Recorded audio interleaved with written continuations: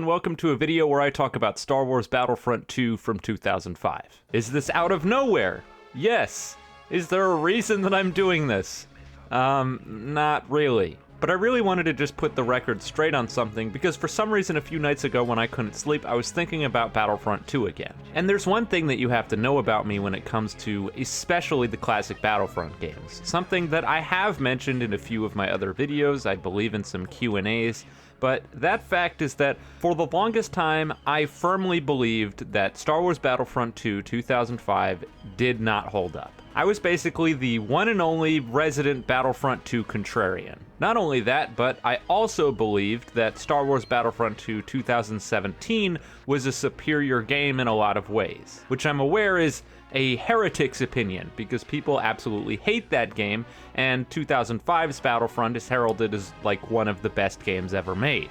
And so eventually I came to the conclusion, why don't I go back and really analyze the game in its entirety and figure out why exactly I hold this contrarian opinion and if it actually holds water. Because the reality of the day is most of it is based on the fact that I really loved Battlefront 2017 and also the fact that 2005's Battlefront is mechanically in a lot of ways extremely outdated. But the question that I needed to answer, mostly for myself, is are these people that say that this is the best game ever really just blinded by nostalgia, or is the game, despite all of its technical shortcomings, still able to hold up today? This isn't a game review necessarily, it's more of just a deep dive into the game itself, and also my opinions on the game. So apologies in advance if you came expecting a game review, this isn't it.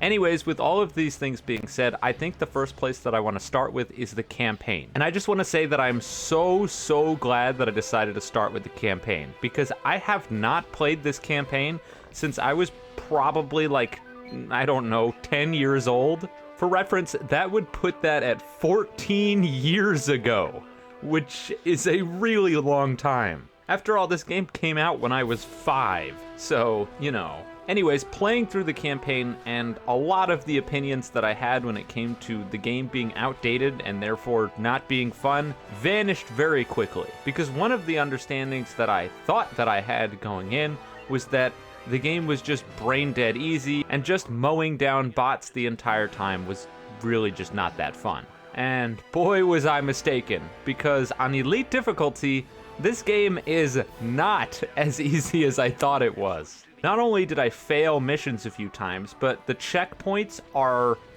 well, they don't exist.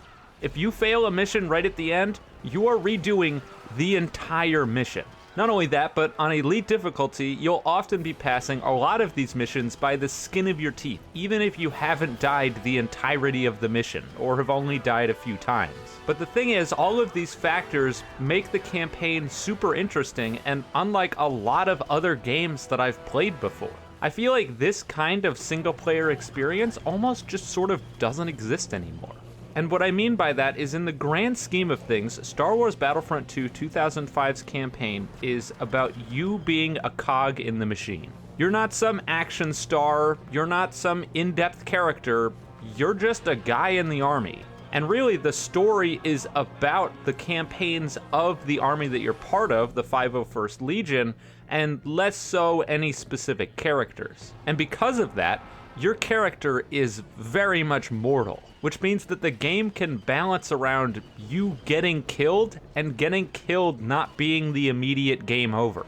This is something that I had never even really realized up until this point, but practically every single player experience nowadays has you playing some named character, and death is it. If you die, go back to checkpoint. What the campaign honestly really reminded me of is that first mission in Battlefield 1 where your soldier is basically doomed to get killed and you keep swapping between soldiers, but it's like that for the entire campaign. The game doesn't expect you to survive every single life because that's war and soldiers get killed in battle. Now, the other thing that I have to give a lot of credit to the campaign for is just how bare bones it is. And I know that probably sounds like a bad thing, but I promise you it's not. For all intents and purposes, there is not really a whole lot going on in this campaign mode. What I mean by that is the assets that are on display and being used for the different mission objectives are almost all just reused assets from other places in the game. It feels like the entirety of the campaign is just reused assets here, reused assets there,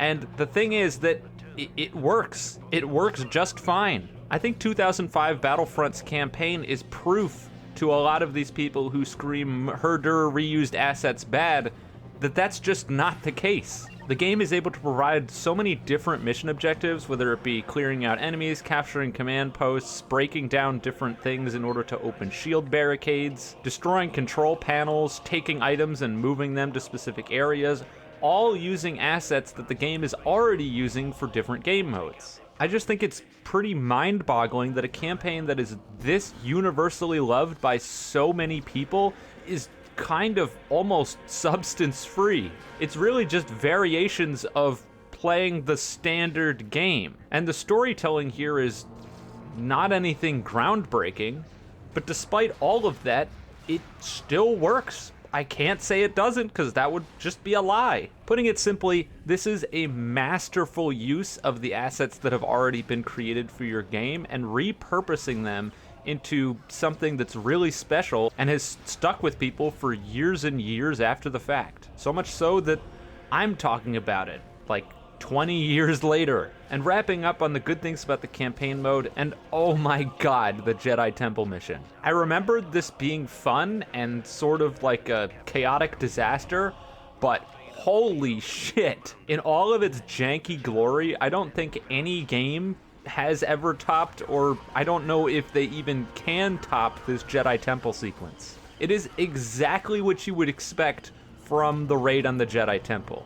A complete chaotic mess. You can hear all factions screaming their heads off, people getting cut down by lightsabers, gunned down. It is just insanity. Anyways, as much love as I had for the campaign playing through it all these years later, it's not like it was completely devoid of problems. And there was one major problem that not only takes place here, but also takes place across the game as a whole that I want to talk about. And that problem is your AI teammates.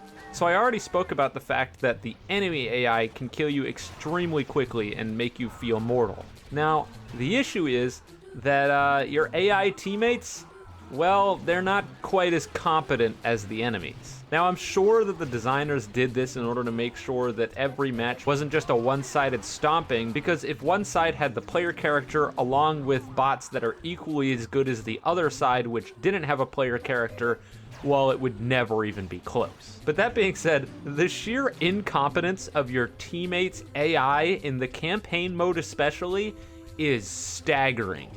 These guys suck. Not only do they constantly run in front of your gunfire, causing you to team kill them on a regular basis, but they can't hit the broadside of a barn, oftentimes don't go near the objectives, and force you to often do a lot of things entirely by yourself.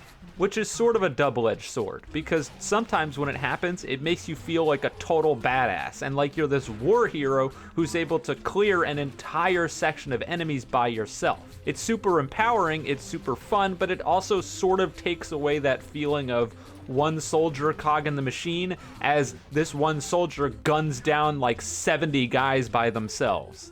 The other major issue with the AI in the campaign is that they can't participate in any of the objectives. Literally none of them. The AI isn't even capable of capturing command posts, something that they do in the base game just fine. That means that you can have situations where you might want to use a certain strategy, like maybe use a tank to clear a command post and then have your teammates capture it, but that won't happen because the AI can't capture the command post, and I don't know why. For reference, you can't capture command posts on vehicles, which is a good balancing decision, but the fact that I'm forced to get out in order to get the command post, even though I have a bunch of teammates standing on it, makes no sense, and doesn't even apply to the rest of the game modes. And listen, I totally get it. The campaign is supposed to be a single-player experience, and so if the player didn't push the objective forward, then the game would just play itself, and that would be really boring. But when the AI is just this level of incompetent, It makes you sort of scratch your head, and when the voiceover narration is talking about how great the 501st Legion is, all I'm doing is sitting there and going, well, hang on a minute, these guys don't do shit, it's just one guy who shows up. Overall, when it came to finishing up the campaign though, I can comfortably say that I didn't feel like I wasted my time, and I genuinely enjoyed the time that I spent playing it. So I think we can already stomp my contrarian opinion out right away by saying, even if I didn't play any of the rest of the game and had just played the campaign, yeah, the game holds up just fine. Now that being said, I did want to experience the rest of the game before making this video, aside from multiplayer. That'll get its own section, but I just want to be 100% transparent that I did not play multiplayer for very good reason. Anyways, the next section that I wanted to talk about is Galactic Conquest. In Galactic Conquest, sorry, I've always wanted to do that. That's not even the right game, that's the first Battlefront. Anyways, Galactic Conquest is fucking awesome. Yeah, everyone's right, it kicks ass. This is another one of those game modes where I was like, guys, where's all the hype for this? Who cares? It doesn't matter, it's not that involved of a game mode, and God, I was such an idiot. What a stupid take. This game mode's great. For those who haven't played it, Galactic Conquest is basically this big galaxy-wide spanning war that you're effectively the commander of one of the factions. While you're in this top-down map screen, you have your planets and the opposing faction has theirs. And when it's your turn to move, there's several different interactions that you can do. The first is to purchase units, which was honestly one of the most interesting parts of Galactic Conquest for me. When you're playing the campaign in instant action, you get all the units unlocked from the start, and in order to get the special units, you just need to get points in the match and then you can run them. But in Galactic Conquest, when you're starting off a match, you only get the regular starter class. In order to get other units, you need to directly purchase them from the menu, and this also applies to the enemy team as well as all of your AI teammates. The reason this is important is because buying classes isn't necessarily cheap. And not only that, sometimes you'll really want certain classes on certain maps or just not necessarily need them for others. And the thing is that classes are not the only thing that you can spend your money on. You're also able to buy a whole bunch of different bonuses that you can use for the battle, things like regenerating health, extra damage, extra reinforcements, extra health when you spawn, or the ability to spawn in as a hero. But you can also use your funds to buy extra fleets, which you can use to try to stop people from taking over your planets by stopping them directly in space by positioning your fleets over top of planets or certain areas, as well as just giving you more mobility, as you can obviously cover more ground if you have multiple fleets in different areas of the map.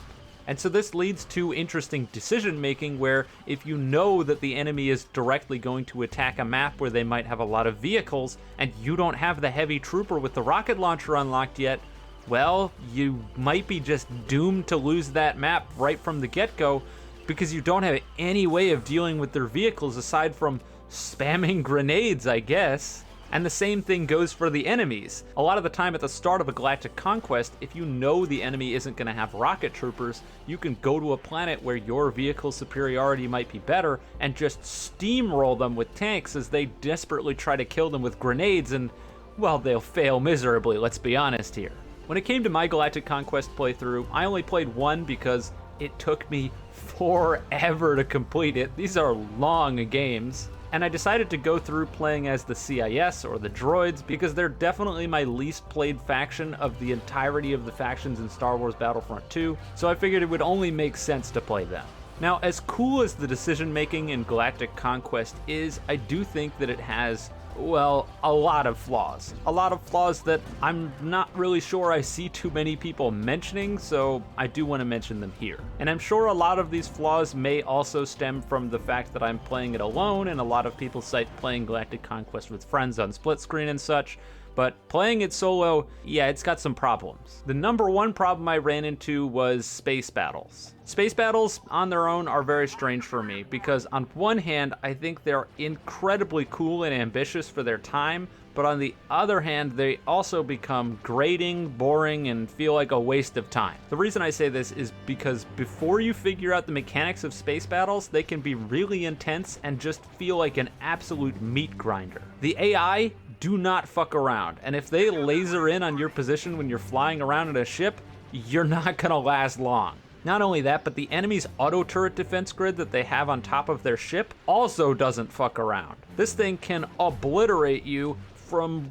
probably way too far away. So going through the space battles in Galactic Conquest, I tried a bunch of different strategies, and every single one of them had some sort of colossal game-breaking flaw to it that I feel like the developers had to have known about, but they probably just ran out of time since this game was made in like 1 year, and then just said, fuck it, we don't have time to fix this stuff, so forget about it. The first major flaw with space battles is that using any of the fighter classes is a complete and total colossal waste of time. So the reason I say this is because destroying enemy ships doesn't get you basically anything. Shooting down an enemy ship isn't necessarily easy, especially considering the fact that the AI just blatantly cheats. They can shoot you without looking at you, they can literally do 180-degree turns immediately with this like glitchy, spazzy effect on them that you can very clearly see. And overall, their cheaty nature makes them sometimes difficult to track and shoot down. But even when you're successful at shooting them down,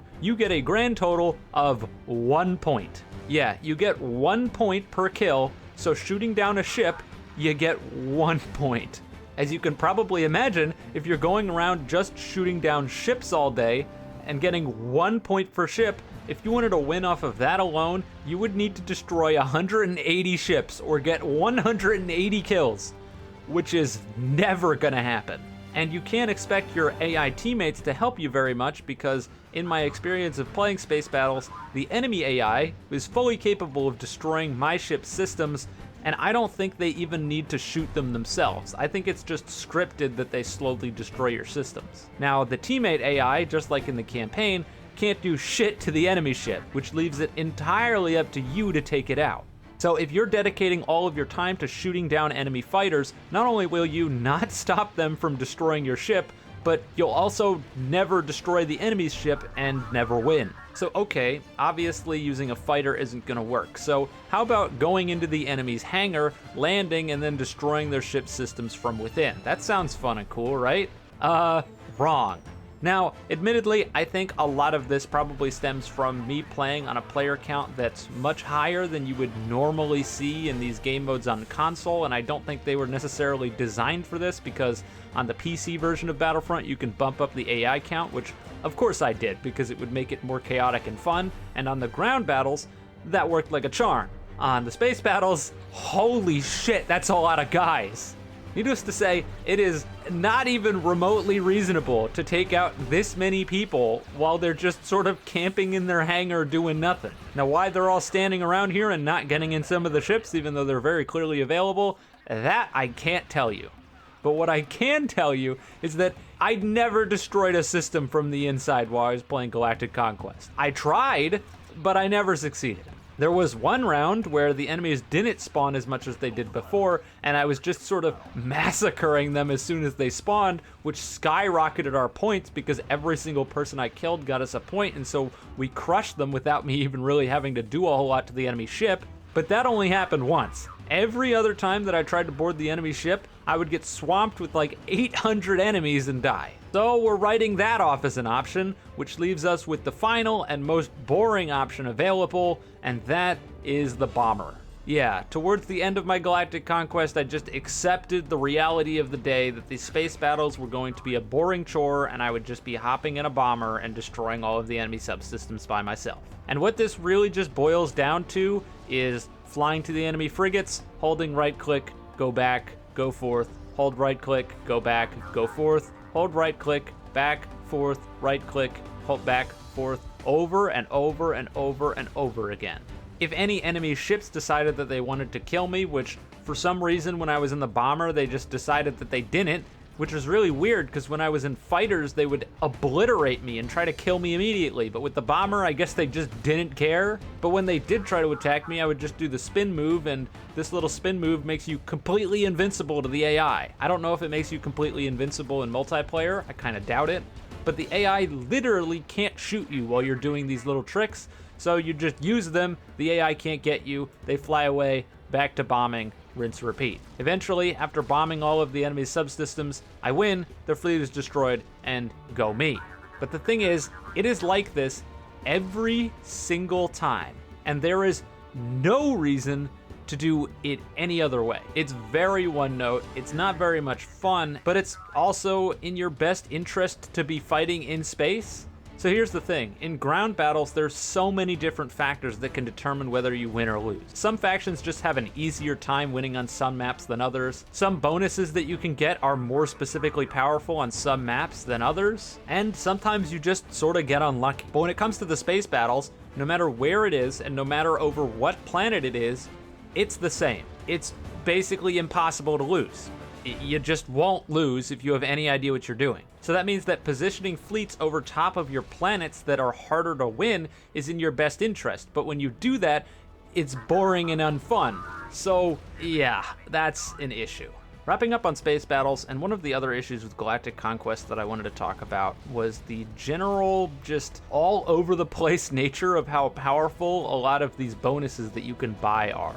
Because it honestly seems very arbitrary, the costs of these things and the amount of help that you get out of each one. Some bonuses that look really good on paper, in practice just aren't. And at this point, I think it's probably just best to go through, well, every single one of them. From the top, Energy Boost makes it so that your stamina bar comes back faster, which is absolutely useless and there's no reason to ever buy. Supplies increases the amount of ammo and other stuff that you get, and once again, basically not helpful at all unless you're playing space battles without the extremely high amount of AI and you want to be able to blow up more systems without having to go resupply your ammo. But other than that one niche scenario, worthless. Garrison, in my opinion, basically the best upgrade in the entire game. It just makes it so that way when you're about to lose, you don't lose and you get more guys. Not only that, but, well, it's not very expensive either. Auto turrets. This adds an auto turret to all of your captured command posts. When the AI uses auto turrets, it makes me want to jump off a bridge. But when I use auto turrets, it is completely incompetent and can't do anything. Seriously, there was a point where I had bought the auto turret upgrades and I was playing on Yavin, hopefully I'll have the clip, where there was literally one soldier left. One. They went by themselves to our very back command post, and despite the fact that there was a turret there, they managed to completely neutralize the command post, and the auto turret didn't shoot them a single time. What the fuck? Back to tanks. This upgrade makes it so that way all of your units slowly regenerate health over time. Initially, I thought this was extremely good, but upon further review, it takes forever to heal yourself. And considering the fact that I very, very often found myself playing the engineer class, which is able to drop your self-supplies so you can heal yourself, I didn't find a whole lot of use for this, especially considering the fact that the AI that you have in your team is so incompetent that the extra health really doesn't help them either. Combat shielding. You get extra health when you spawn in.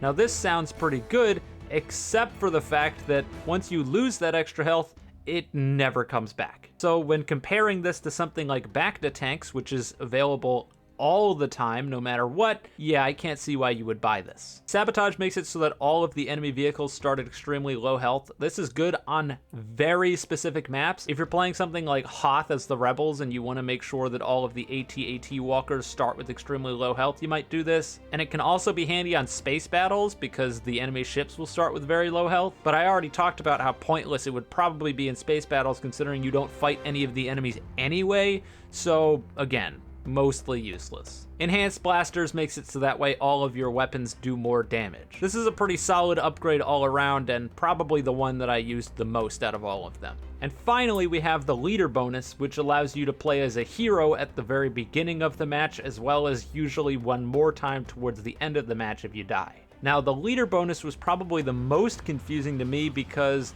it has several issues with it.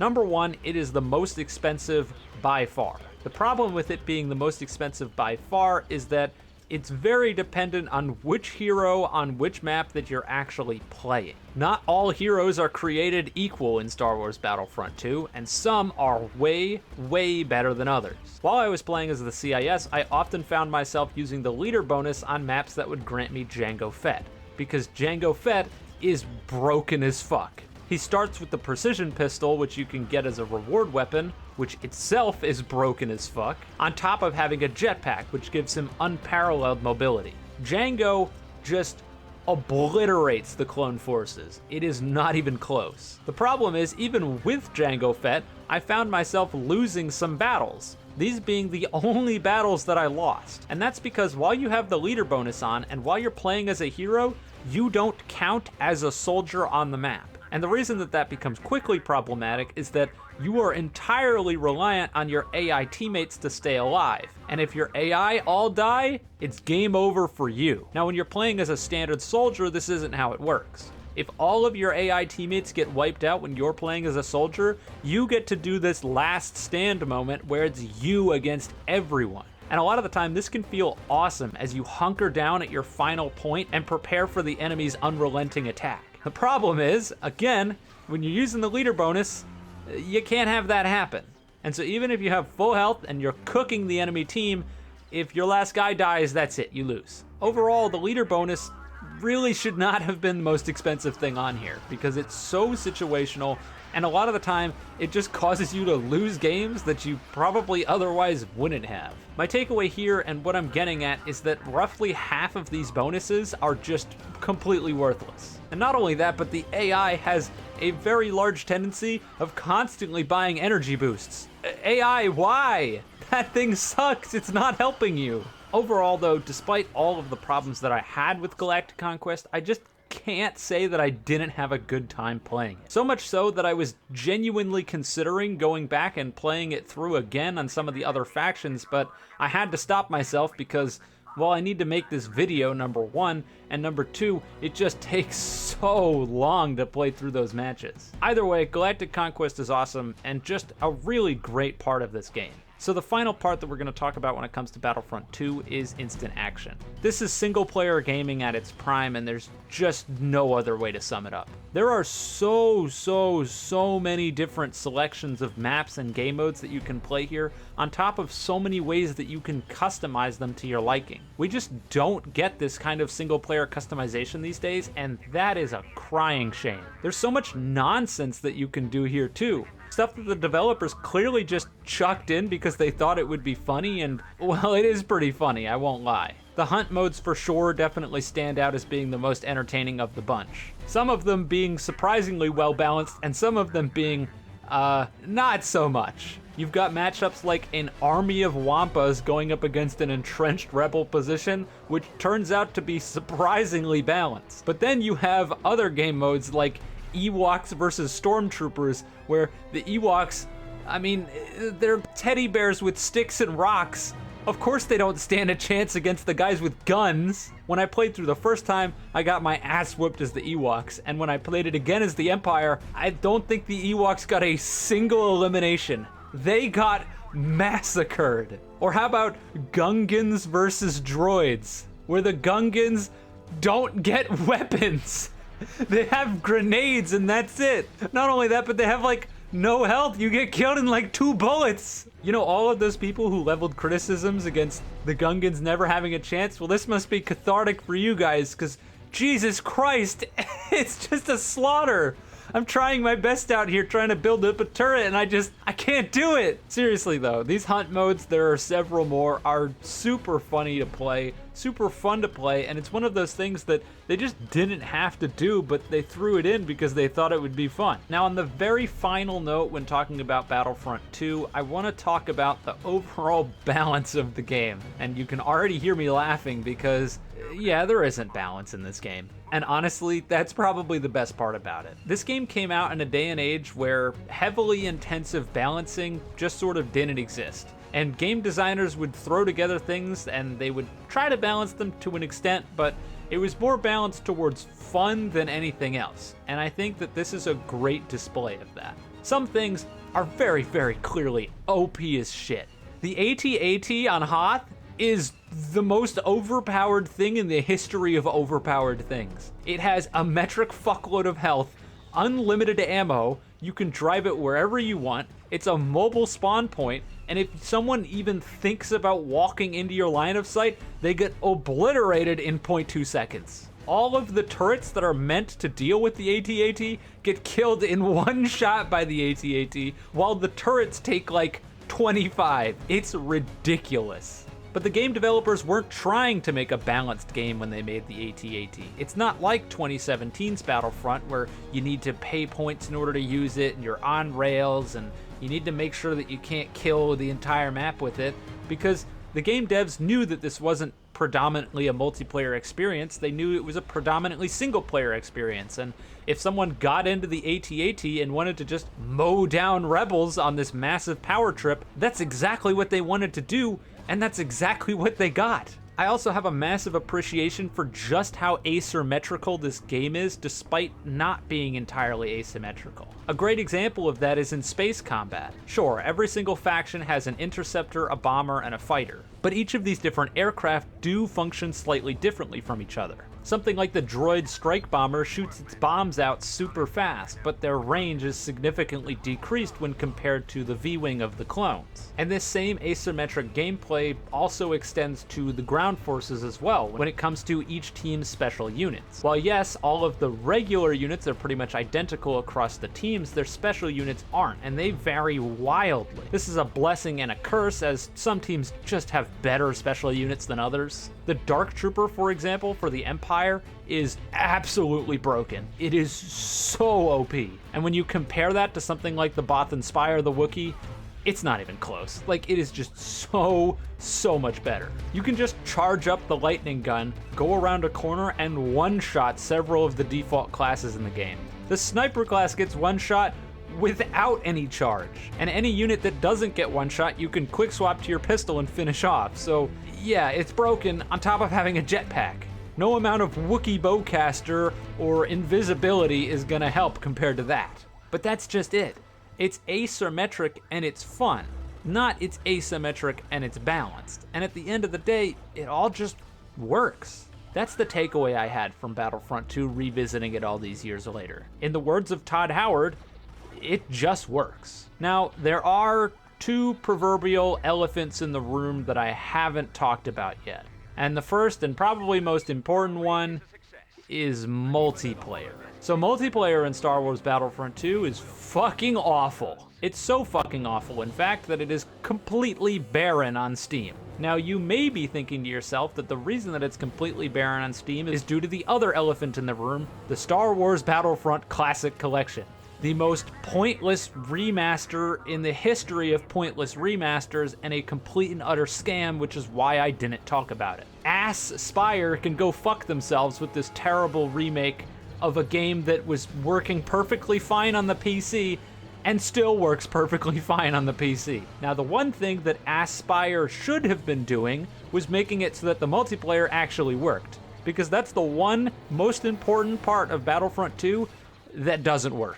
I don't have footage because I could not force myself to join any of these games, but I already know, and I don't need to join in order to know again. Multiplayer in Battlefront is horrific.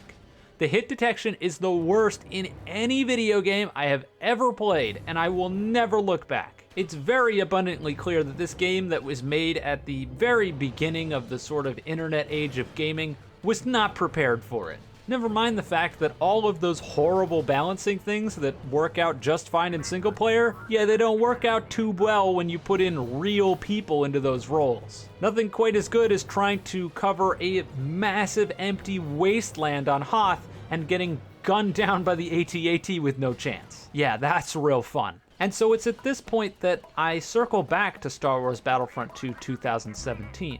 Because for all of its flaws, that game is a fantastic multiplayer experience, and it was built around multiplayer. And that's just the difference between these two games. 2005's Battlefront was mainly built around single player, and 2017's was mainly built around multiplayer. And unfortunately, the results of that are going to be extremely clear as time goes by. People will continue to go back and talk about Battlefront 2005 because as player bases wane and less people are playing the multiplayer, I mean, it's a barren wasteland right now already, it doesn't matter because all of those single player aspects are still just as good as they were in 2005. Whereas 2017's Battlefront, as player bases fall off and less people play it, well, the game's just gonna die. And the legacy that it'll leave behind is an uninspired and frankly boring single player campaign and a fun multiplayer that you can't play anymore.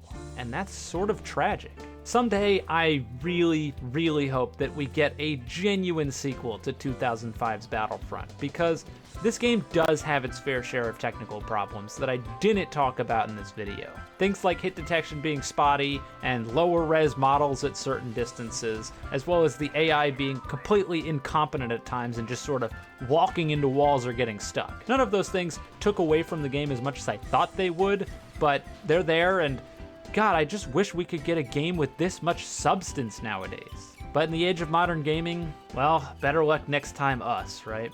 Anyways, that's wrapping up today's video. I know it was a bit of a ramble and I was just sort of talking about Battlefront for a really long time, but hopefully you enjoyed it. And if you did, leave a like and subscribe. If you didn't, of course, don't. And with all that being said, have a wonderful day night wherever you are, and I'll see you guys next time.